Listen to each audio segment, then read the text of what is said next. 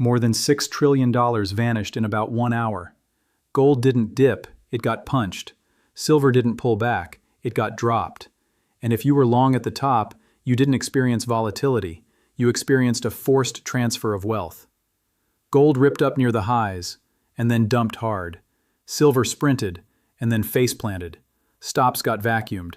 Leverage got vaporized. And somewhere right now, someone is staring at a screen, watching red candles eat weeks of gains like they never existed. And the usual talking heads will tell you, just normal market behavior. They're lying to you. Not the cartoon lie, the dangerous lie, the lie that gets you positioned wrong for the next move. Because what happened today was not random. It wasn't a mystery. It wasn't because traders got nervous. This was a classic cascade, liquidations triggering liquidations, and it had fingerprints all over it. Here's the part that matters. Gold and silver did not crash because gold and silver suddenly became worthless. They crashed because a bigger lever got pulled. And if you don't learn that lever, you will keep getting ambushed. Welcome back. I break down what's really driving markets when the headlines are busy distracting you. Subscribe now, 2 seconds, because the next smash won't come with a warning label, and understanding this one can save you a lot of money. Now let's get brutally clear about what happened. On January 29, 2026, around mid-morning Eastern, the metals were flying. Gold was trading around the highs. Silver was even hotter, because silver always runs like it has caffeine in its bloodstream. And then, the floor opened. In roughly 60 minutes, gold got slammed hundreds of dollars. Silver got clipped double digits. If you were holding a normal position, it hurt. If you were holding a leveraged position, it wasn't pain, it was a wipeout. And you need to understand how the wipeout actually works. When price drops fast, margin accounts start failing. Brokers demand collateral. Traders can't post it fast enough, so positions get closed automatically. Forced selling hits the tape, which pushes price lower, which triggers more margin failures, which triggers more forced selling. It's not panic. It's a machine, a waterfall system. And it doesn't care about your conviction. It doesn't care about your thesis. It only cares about rules, collateral, margin requirements, liquidation thresholds. That's why these crashes look like someone pushed a button, because somebody did. Not a conspiracy button, a mechanics button. Now here's what most people miss while they're staring at the candles. The crash has a root cause that sits upstream of both metals. A thing almost nobody in retail watches. A thing professionals obsess over. A thing that tells you what gold and silver are about to do before gold and silver do it. That thing is the DXY. If you don't know what the DXY is, lock in for the next 60 seconds, because this is the lever that just moved your portfolio. DXY is the US dollar index. It tracks the dollar versus a basket of major currencies. When DXY rises, the dollar is strengthening. When DXY falls, the dollar is weakening. And here's the rule that acts like gravity in this market. Metals and the dollar are usually inversely linked. Gold and silver are priced in dollars. So when the dollar strengthens, it generally takes fewer dollars to buy the same ounce, meaning the dollar price of the ounce tends to fall. When the dollar weakens, it takes more dollars to buy the same ounce, meaning the dollar price of the ounce tends to rise. Think of it like a seesaw, dollar on one side, metals on the other. Dollar spikes up, metals get shoved down. Dollar drops, metals lift. This is why serious traders don't just watch gold and silver charts.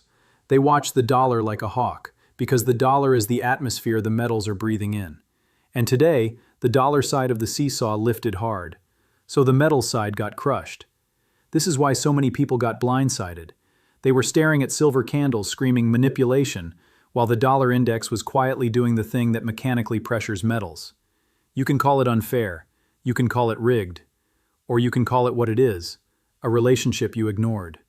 Now the next question is obvious. Okay, why did the dollar surge? Why did DXY jump hard enough to push both gold and silver off a cliff? There were 3 forces stacking on top of each other. Miss one, and your picture is incomplete. Miss 2, and you'll misunderstand the next smash. Miss all 3, and you'll keep being the exit liquidity. First, the Federal Reserve narrative. The market has been begging for rate cuts, begging, pricing them, betting on them, building positions around them. But when the Fed communicates higher for longer, that changes the math fast. A hawkish tone doesn't need an actual rate hike to move markets. It just needs to shift expectations. Higher yields make dollar-denominated assets more attractive. Foreign capital moves toward the dollar to capture that yield. Demand for dollars rises. DXY rises. And when DXY rises, metals feel it immediately. Gold doesn't pay a yield. Silver doesn't pay a yield. So when the dollar's yield appeal strengthens, it pulls capital away from non-yielding assets, especially in a short-term leveraged environment. That's force number one. Second, China growth anxiety. Silver is not just poor man's gold. That's a meme. It's an industrial metal with a monetary costume. A massive chunk of silver demand is tied to industrial activity, electronics, solar, manufacturing supply chains. So when China data looks weak, traders don't just think, China is slowing. They think, industrial demand might soften. That thought alone can hit silver harder than gold, because gold is primarily a monetary asset, while silver is a split personality, monetary and industrial. And split personalities get punished during uncertainty. That's force number two. Third, U.S. political risk, shutdown drama. You can roll your eyes at it. You can say shutdowns always resolve. You can say it's theater. But markets don't price what you believe. Markets price what they fear. A shutdown deadline injects uncertainty, and uncertainty makes traders reduce risk. That means profit-taking. That means cutting leverage. That means selling what's up the most. And silver was up the most. So those three forces hit together. Fed tone supporting the dollar. China growth worries pressuring industrial metals. Shutdown uncertainty triggering risk-off behavior and profit-taking. Individually, they might have caused a wobble. Together, they created the perfect conditions for a cascade. And the cascade did what cascades do. It didn't step down politely. It fell through trapdoors. Now here's where it gets even more important, because today's crash had a specific signature. There are silver-only smashes, and there are macro smashes. A silver-only smash looks like silver collapsing while gold barely moves. That usually screams industrial narrative, positioning, or a silver-specific squeeze. A macro smash is when gold and silver both get tagged hard at the same time. Today, both got hit. That's your tell. That's the market saying, this isn't just silver being dramatic, this is the macro lever getting pulled. And that macro lever, most of the time, is the dollar. So if you want to stop being surprised, you don't just stare at metal candles. You watch DXY. You watch rates expectations. You watch the narrative that moves currency. Because currency is the current. And gold and silver are floating in it. Now let's talk about the relationship between gold and silver, because this is where a lot of people get destroyed by their own assumptions. People think gold and silver move together like twins. They don't. Silver is gold's reckless younger brother. When gold jogs, silver sprints. When gold stumbles, silver flips over the railing. Silver amplifies moves. That's why it gives you the intoxicating upside in rallies. And that's why it gives you the soul-crushing drawdowns in crashes. If gold moves 1%, silver often moves more. Not always, but often. It's the multiplier effect. And today you saw it again. Gold gets hit, silver gets hit harder. So the question becomes, is this the end? Did the bull die? Or was today a shakeout, a violent reset before the next leg? This is where most people get emotionally hijacked because they confuse price action with fundamentals. A 1-hour crash feels like reality changed. But reality didn't change in 1 hour. Positioning changed, leverage changed, sentiment changed. And sentiment is the most flammable substance in markets. Now here's the part that should make you sit up straight. We've seen this movie extremely recently. Not 10 years ago. Not back in 2008. Recently. End of December 2025 had a similar pattern. A sharp smash into the end of the year, fear everywhere, people declaring the run was over. And then January lit up. Gold ripped. Silver exploded. A lot of people who panic sold the smash watched the rebound without them. They sold the bottom and then got to watch the rocket leave. Now here we are again. Late in the month, sharp dump, panic, liquidation cascade, doom posts everywhere. So the real question isn't, why did it crash? You already know why. The question is, what comes next? And here's why this part matters. Most people are going to get positioned wrong again. If you bought the top on leverage, today taught you a brutal lesson. If you sold the bottom in panic, today might become your permanent mistake. And if you're sitting in cash waiting, today might be the beginning of your opportunity, if you don't fumble the timing by going all in like a hero. So let's walk through the scenarios like an adult. Scenario 1. This was a bull market correction. A violent shakeout, a leverage flush, a sentiment reset. The trend remains intact. The crash becomes a springboard. Prices stabilize, then grind, then rip again. Scenario 2. The macro pressure continues. The dollar stays strong. Rates expectations stay sticky. China data stays ugly. Risk stays off. Metals keep bleeding until they find a deeper floor. Scenario 3. The market turns into a chop zone. No hero rebound, no immediate collapse, just sideways misery. The kind of price action that makes everyone bored, makes retail quit, makes people give up, right before the next move. Now you want the honest truth? All three are possible. But there's a way to think about probability without pretending you're a fortune teller.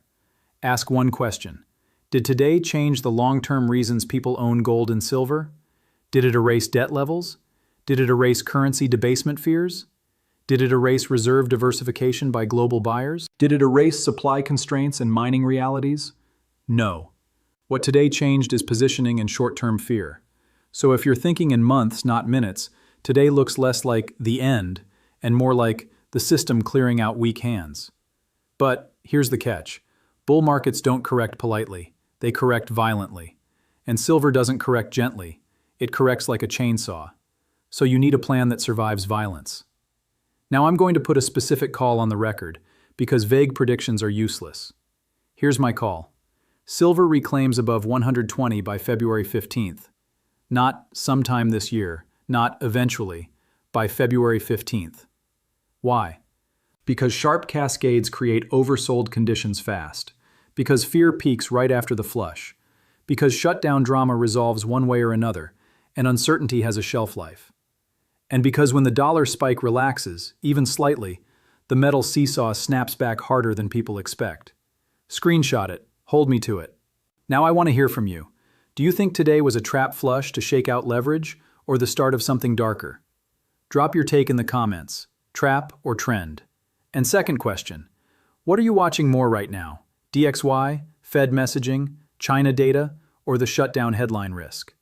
Tell me which one you think matters most. Now let's make this practical, because if you can't act on the information, it's entertainment, not strategy. If you own physical metal, bars, coins, anything you hold outright, today's move should not control your emotions. Physical is not a day trade. Physical is insurance. You don't cancel your insurance policy because you saw a scary candle. You don't sell your seatbelt because the road got bumpy. If you bought physical at a higher price, you still own the same ounces. The screen price didn't reach into your safe and steal your metal. So for physical holders, the core move is simple. Don't let the machine bully you into a bad decision. But if you're leveraged, today is your warning shot. Leverage turns volatility into a guillotine. People think their stop loss will save them.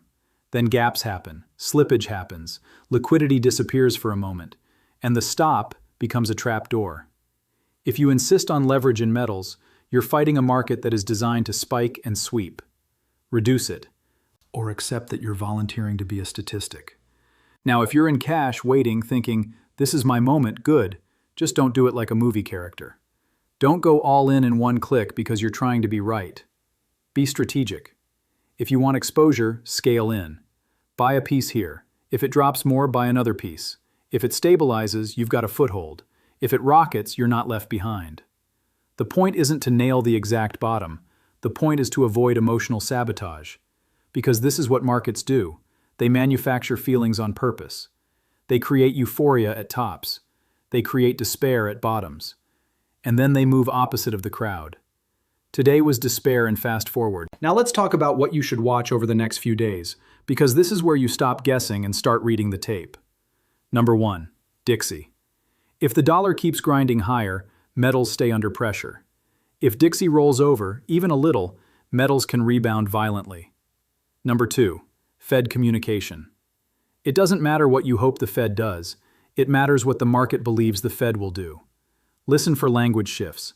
One adjective can move billions. Number 3, China headlines. Any signal of support, stimulus, stabilization, bullish for silver because it hits the industrial narrative. More deterioration, bearish pressure persists. Number 4, shutdown resolution. Markets hate uncertainty, then they love clarity, even bad clarity, because it lets them price risk again. As the deadline passes, the fog lifts, and when fog lifts, flows return.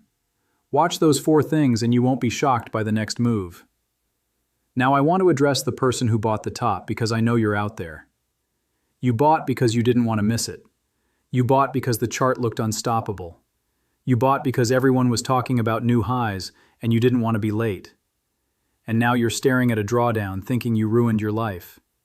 Here's the hard truth.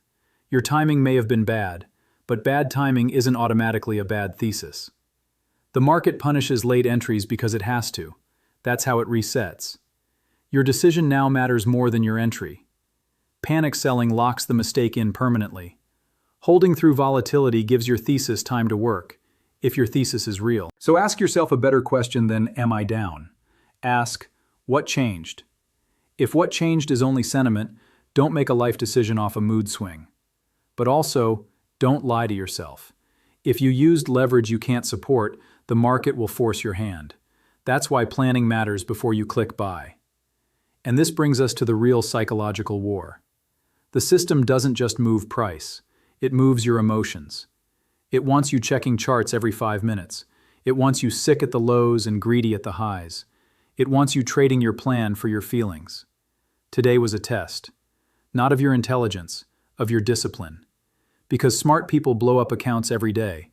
The market doesn't reward IQ, it rewards preparation and emotional control. And today, $6 trillion changed hands in a brutal hour. That money didn't evaporate into space, it transferred. From the impatient to the patient, from the leveraged to the liquid, from the panicked to the prepared. So the only question that matters is, which side are you going to be on next time? Now here's the cliffhanger you should hold on to going into February. December smashed, January pumped, late January smashed, February is next. If the pattern rhymes, the rebound will be faster than people expect, and the people who sold in fear will spend the rest of the month watching price climb without them, again. But if the dollar stays elevated and macro stays tight, we can still see another leg down before the rebound. That's why you don't bet your future on one candle. You build a plan that survives both outcomes. And now, the simplest CTA, because this is the only way you stay ahead of the next move. Subscribe. Not because it's polite, because the market doesn't warn you before it swings. Subscribe so you don't miss the February update, especially if DXY flips, if shutdown drama resolves, or if the next flush hits. And hit like if this breakdown saved you from guessing, because it pushes this to someone else who's panicking right now and about to make the worst decision of their year. One last time, tell me in the comments, trap or trend? And which lever do you think matters most next week? DXY, the Fed, China, or shutdown risk? Because the crash already happened. You can't change that. But you can change what you do next. And the people who win in these markets aren't the ones who never get hit. They're the ones who learn the machine and stop feeding it.